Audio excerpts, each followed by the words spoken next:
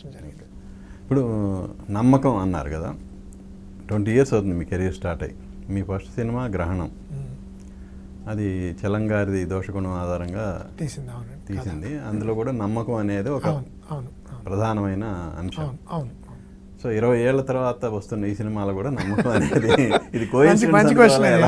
నిజంగానే very nice question sir. మీరు చెప్పారు నాకు తట్టలేదు ఇది. అదే అంటే కొన్ని మనకి రికరెంట్ థీమ్స్ మనకి ఇంట్రెస్ట్ మనకి తెలియకుండా అలాంటి కథల పట్ల మనం ఆకర్షితులు అవుతామేమో. ఉదాహరణకి నాకు ప్రతి సినిమాలో నేను మనం గమనిస్తే నా ప్రతి సినిమాలోనూ చివరిలో ఒక రెవల్యూషన్ ఉంటుంది. గ్రహణంలో చివరిలో రెవల్యూషన్ ఉంటుంది, మాయాబజార్లో ఉంటుంది, అష్టాచమ్మలో ఉంటుంది, గోల్కొండ హై స్కూల్లో ఉంటుంది, అంతకుముందు ఆ తర్వాతలో ఉంటుంది, తర్వాత బందిపోట్లో కూడా ఒక రెవల్యూషన్ ఉంటుంది, జెంటిల్మన్లో ఉంటుంది.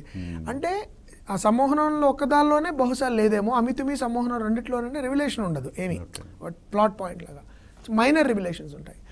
ఆ అమ్మాయి గురించి మీకు చెప్పాలో ఉంటుంది. సో అలాగే మీరు అన్నట్టు నమ్మకం అనేది అసలు ఎంతవరకు, ఇప్పుడు గ్రహణంలో ఇష్యూ ఏంటి, సైన్స్ అనేది నిజాన్ని నిరూపించగలదా లేదా, మూఢనమ్మకం వర్సెస్ నమ్మకం అనేది గ్రహణం థీమ్ యాక్చువల్లీ. అదే మళ్ళీ ఇప్పుడు 20 ఏళ్ల తర్వాత రిపీట్ అయ్యిందని మీరు చెప్పేవరకు నాకు తట్టలేదు. ఇట్స్ అ గ్రేట్ పాయింట్, ఎక్కడైనా ఇంటర్వ్యూలో వాడేసుకుంటారు. కానీ బహుశా మేబీ 20 years తర్వాత నాకు మళ్ళీ నాకు తెలియకుండా సబ్కాన్షియస్గా అలాంటి కథ వైపు నన్ను జాతకం లాగిందేమో, మనకి తెలియదు ఏం గ్రహం లాగిందో తెలియదు. But it's an interesting point.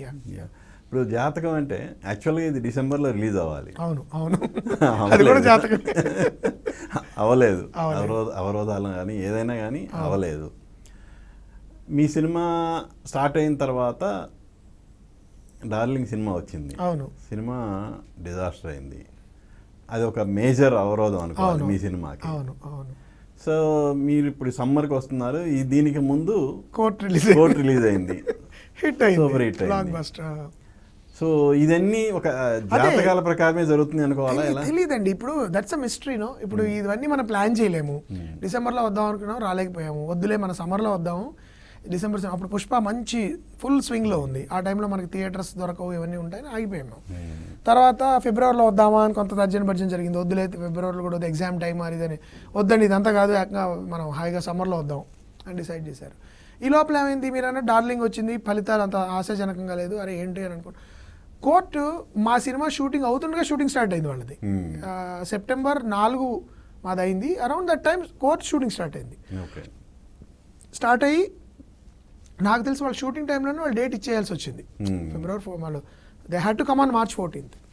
So అప్పటికి మనం ఎలా మేము లేదు సమ్మర్ అని తెలిసిన తర్వాత మనం మన సినిమా కంటే ముందు కోర్టు వస్తుందని మాకు అర్థమైపోయింది.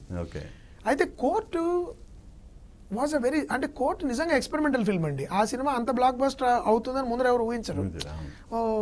ఇదొక ఇద్దరు కొత్త వాళ్ళు, దర్శి, శివాజీ గారు ఉన్నారు, వీళ్ళందరూ ఒక ఇట్స్ అన్ ఇంట్రెస్టింగ్ అన్సాంబుల్ పీస్. కానీ ఇది కమర్షియల్ హిట్ అవుతుందా లేదా అనేది నాకు తెలిసి చాలామంది గేజ్ చేసి ఉంటారు.